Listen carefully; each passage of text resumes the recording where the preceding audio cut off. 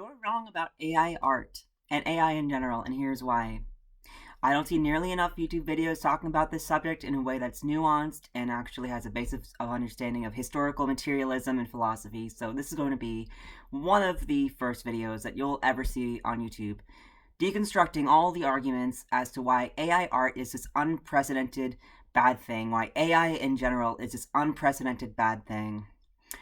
And here we go. So, AI in general. Let's talk about it.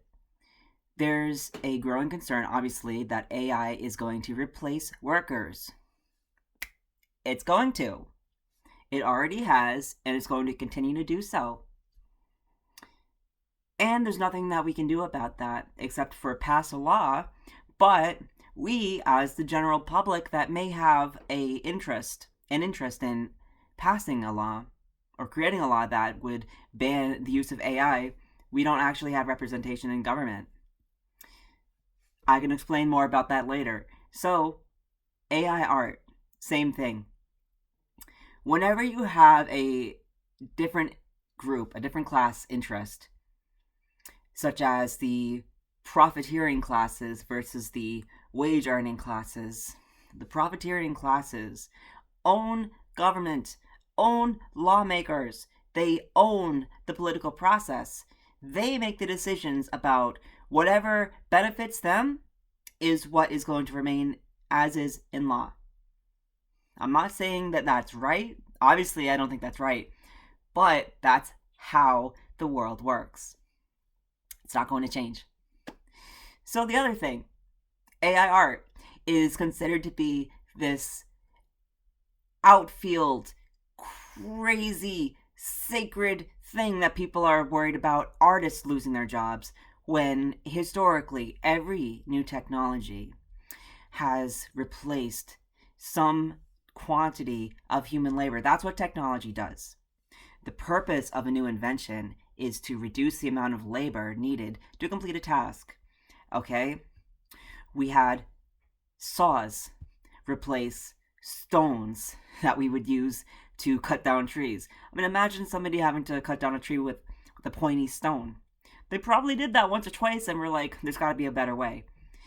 So eventually we made it easier, make it take less time, and less time eventually translated into fewer laborers to complete said task. Now, obviously, I'm not trying to make this into a whole anthropological discussion about how we got to the Industrial Revolution and the division of labor turned into the replacement of labor into AI, but you kind of see that that's where I'm going. So, far too often I see people talk about AI art as if it's the first time there's ever been a historical downsizing of a particular industry due to a new technology, and it's not. And I can see how people pretend that this is the first time this has ever happened, or that this is the most egregious way this has ever happened. And it's not, because what you're really seeing is a class of skilled workers finally getting the same treatment as quote unquote unskilled workers, in that they're going to be replaced by either an increase in productivity or a decrease in wages. All of these things together are all different factors and contradictions in the alienation of the workplace, the inherent alienation in employment. Now, I don't believe for one second that artists are going to cease to exist. That's something that I want people to very much understand. Just because there's going to be pretty much no opportunities in the future for you to work for a corporation as an artist doesn't mean that artists will go away. The problem lies therein that people equate their employment with their trade, the employment with their identity, so to speak, as an artist. And let me tell you, as a musician who's basically been on the indie fringe for my entire life, it's easy for me to look at the cushy employed artist class and not feel any sympathy to the fear that you're going to lose your, essentially corporate sugar daddy. Because historically, artists that you don't know about because they're not engraved into history. Artists have been poor people who don't have employment. They basically are, the bottom of society. And it's like, welcome to the bottom. You're gonna make it here with the rest of us.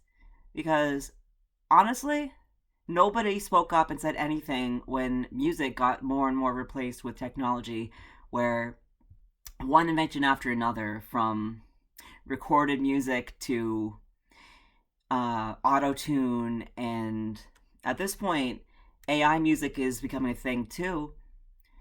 There's things like Vocaloids and production techniques that essentially make music for you. There's no actual composition needed. And all this stuff, like, there's something that people refuse to talk about is class in regards to the creative arts.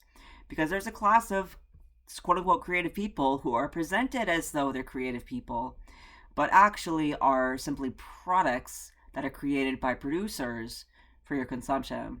Where real artists who put, their actual effort and creativity into a product are not marketed and therefore are not noticed, not known. For the first time, what I'm sensing is that visual artists are starting to get the very possibility in their head that they're going to have the same raw deal, the raw unemployability deal that a musician has.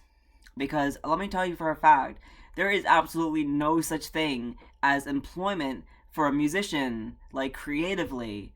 There is such a thing as being a employed musician, but not if you're going to be creative. There's no opportunity to write your own music, perform your own music, and be your own musician employed.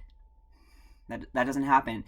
As soon as you find that kind of sponsorship, a contractual sponsorship with a record label or something like that, you're actually signing away your artistry, your rights as a creative to a corporation, which is why I've never done that. I've had the opportunity to sign my rights away to a music contract here in Japan, and I said no, because then I would no longer be a self rights holding artist. And for the first time, visual artists are seeing the possibility of having to be down in the mud with creative musicians. Like, I'm sorry, but it's not the first thing that I jump to feel sympathy for, because I've been in this my entire life. I write music all the time. I compose it myself. I put my heart and soul into it, but I don't have the sponsorship or the capital needed to market it. And I'm basically stuck at the, local live music level, which is someplace that, can't be considered employment. It can't pay for your cost of living, so you have to have other gigs going on. And it's like artists have that knocking on the door that AI is coming to basically say, this is what your future is going to be like too, if you're lucky at all to even get commissions from people who simply want to support human-made art. I mean, that's something that you're going to have to be grateful for every penny that you get in the future. Just like a musician is grateful for every time somebody spends $1 on a song on Bandcamp. It's like, welcome to the party. This is why my perspective on this is unique, because a lot of tech bros want to talk about this, and they're not really in touch with the working class. They're still working class, but a lot of tech bros have this kind of Ponzi scheme involvement with cryptocurrency or other things that they're trying to escape from the very economy that they defend as being like the only viable way that things could be run. And obviously, I'm out here as a whole leftist telling you why, as the one leftist in the world, is going to speak up and say, actually, AI, including AI art, is a good thing. So that's really the point of this video. I'm not just here to say, oh, too bad, so sad for artists who are going to lose their jobs just like everybody else. I mean, when's the last time you, when's the last time you actually paid a musician for the music. And I don't want to keep on getting back to that example, but it's the one that just jumps out to me. Like, I know most of y'all are pirating music, right? I mean, everybody pretty much does it. The paradigm now is that you support an artist through listenership, which drives ad revenue, okay? And fine, absolutely great. But since we've opened up that floodgate, that no longer is it considered required to pay for one kind of art, corporations have thusly got the same idea. Art is something that we can just have a computer do for free. Oops. I guess all those LimeWire days were not as well spent as we thought. So, getting off the example of the art for a second, and I'm going to have to call into my knowledge of Marxism here. Click off the video if that disturbs you.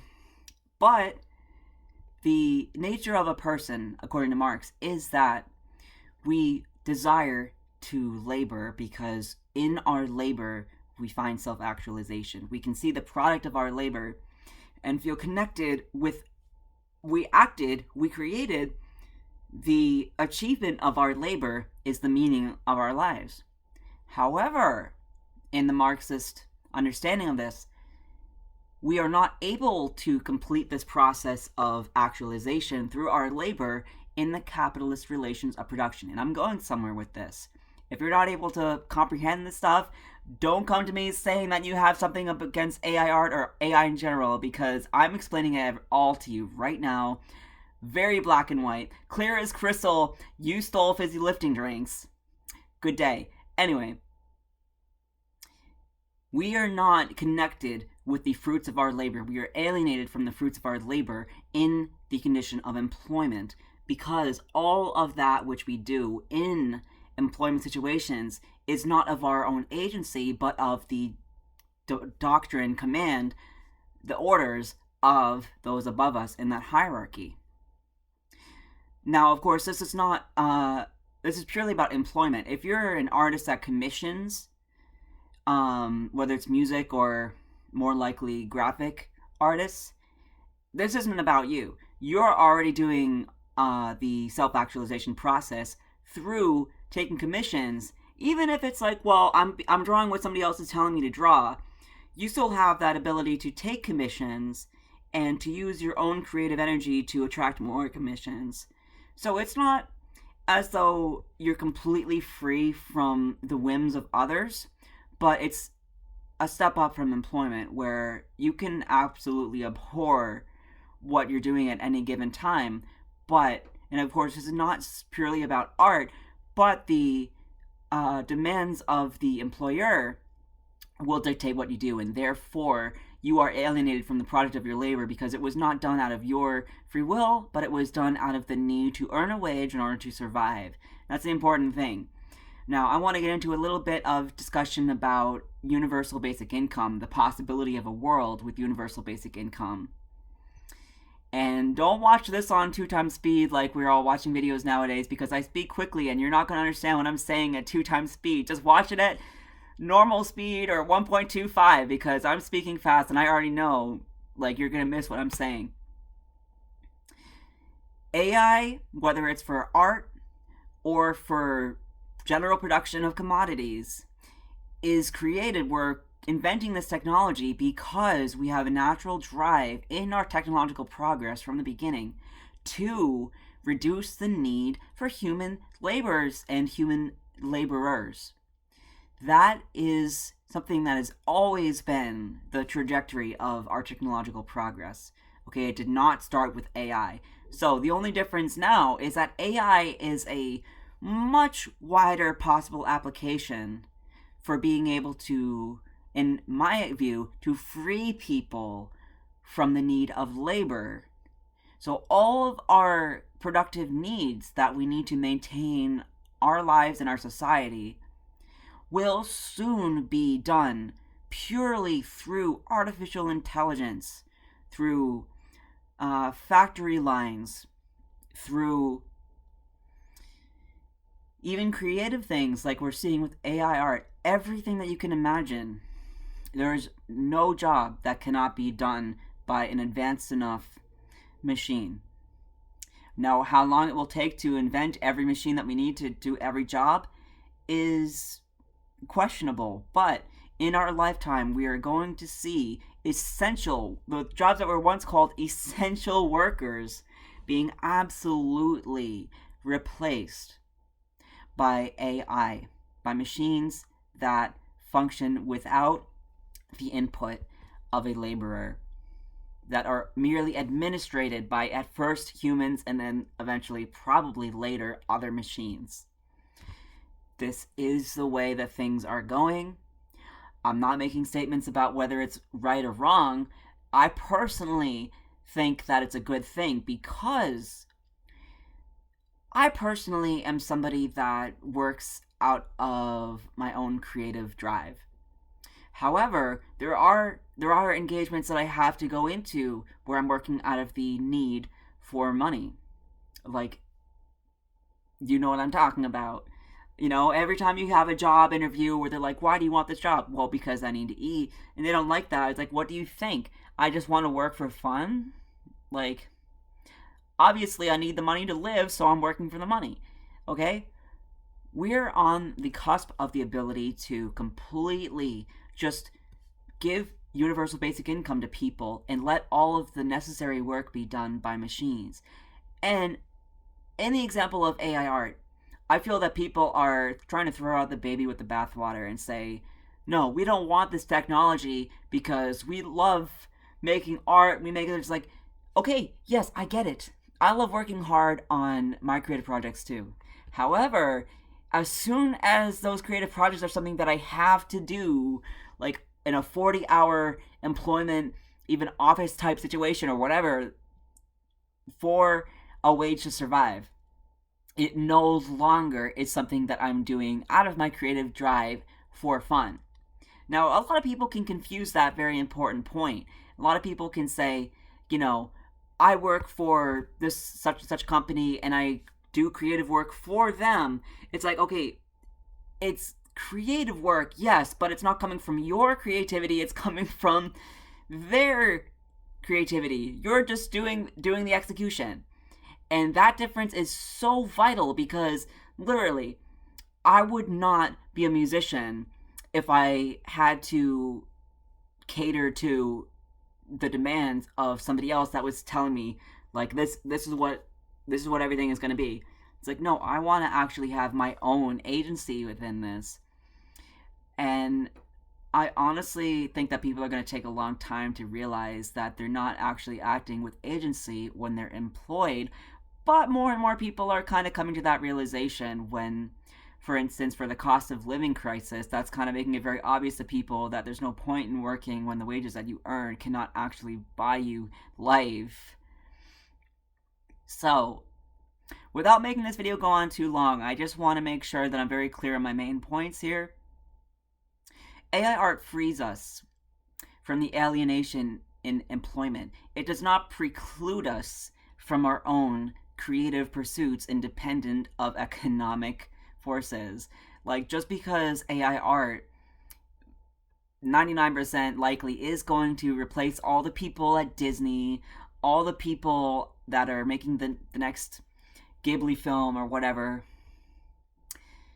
like, that's a good thing because those same people that they will stand up on a pedestal and say how much they love creating art, you know, put them to the test and see if they still love creating art when they are allowed to create art by themselves without a corporation, or in a collective without a corporation, without the wage system.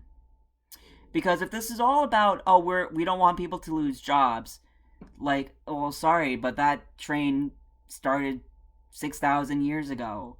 I mean, the very first time that we started to irrigate crops, to even plant crops, we're basically saying hunter-gatherers, get the hell out. We're farmers now. And as soon as we started to have big machines to harvest crops, we're like, okay, we don't need so many farm hands anymore. Like, why would we suddenly have this problem with AI art? It's because there's an ego problem present in the graphical artists who really, really, really, really, really enjoy their wage relationship. And the last thing that people will put as an argument as why for particular AI art is unethical.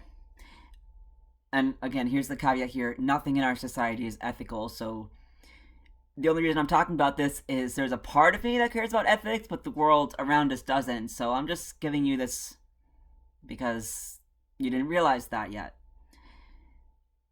Uh, the allegation that AI art is theft, that it's based on theft of other artists, of human artists' work. Okay, and I don't have to take too long on this because it's very simple. When you learn something, let's say I learned how to draw by looking at other people's drawings. I did not steal from them. They do not. I do not need. They do not need consent for me to learn how to draw from their drawings. When I listen to music, I didn't get consent from all the musicians I listened to that helped me to learn how to make music. They didn't give me any consent that I can learn from their work. That's because they don't need to. That's because I don't need their consent. They don't need my consent. Learning is spontaneous from experience. When you experience something, you learn, whether it's a skill or anything. So it's not even so, like, I can't believe people still make that argument that AI art is theft. Like, oh, they're taking these people's art and they're feeding it to a machine, and then the machine learns data that it uses to create art that looks like theirs. Well, guess what? Humans do that all the time, and nobody has ever called that theft ever. So I don't understand why it would be different for the sake of AI. It's not different. It's an ego problem, like I said in the early part, that visual artists are suddenly realizing that their future is going to look more and more like music artists as well. There's really not much more to say about this topic. So, in conclusion, sadly, you're going to have to live in a world with AI. And no matter what I say, I know I can't convince these people that AI is a good thing. But if you are actually thinking logically and have taken anything that I've said into consideration, hopefully you will realize, like, this is just the course of capitalism. This is just the course of technological progress. This is just the course of life. So, at the end of the day, AI art, AI in general, is a good thing. It's a good thing because it is part of our human nature to progress and to give ourselves a chance to work less. And believe me, when you aren't working to survive, you have the opportunity to do creative things. So maybe you lose your job at Disney because of AI art. Well, now you're free to start a YouTube channel where you show off your animation that you made with yourself and your friends. And isn't that a better world? To me it is. So that's about the thick of it. Bye.